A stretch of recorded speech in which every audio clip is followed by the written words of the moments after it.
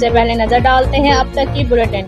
جی بالکل، پاکستان سمیت دنیا بھر میں انسداد تمباکو نوشی کا دن 31 مئی منایا جا رہا ہے۔ اس حوالے سے قوم سے یونیورسٹی وہاڑی میں ایک سیمینار منعقد ہوا جس میں ڈسٹرکٹ پولیس آفیسر وہاڑی محمد عیسیٰ خان، ڈاکٹر محمد اسلم پلمونولوجسٹ نے بطور چیف گیسٹ شرکت کی۔ قوم سے یونیورسٹی آمد کے موقع پر ڈائریکٹر قوم سے وہاڑی ڈاکٹر سلیم فروخ شوکت نے انتظامیہ کے ہمراہ ان کا استقبال کیا۔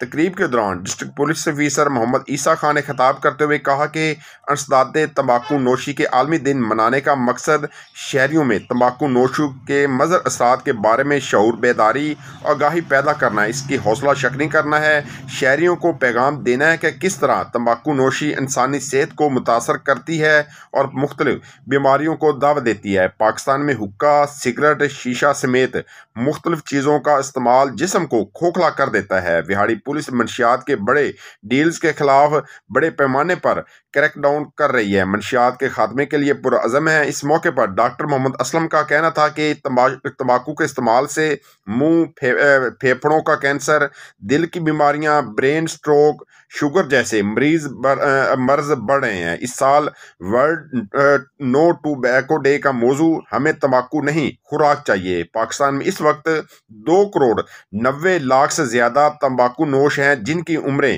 15 برس یا اس سے زیادہ ہیں۔ ان میں 1,70,00,000 سگریٹ نوش ہیں۔ ہر سال 2 لاکھ سے زائد افراد تمباکو نوشی کے استعمال سے پیدا ہونے والی بیماریوں سے موت کے منہ میں جا رہے ہیں۔ تقریب کے دوران deputy registrar Saliha Imran Khan, event management committee doctor GM Shahid, DSP circle Saddar Rao Muhammad Salim, DSP legal Aslam Hayat بھی موجود تھے۔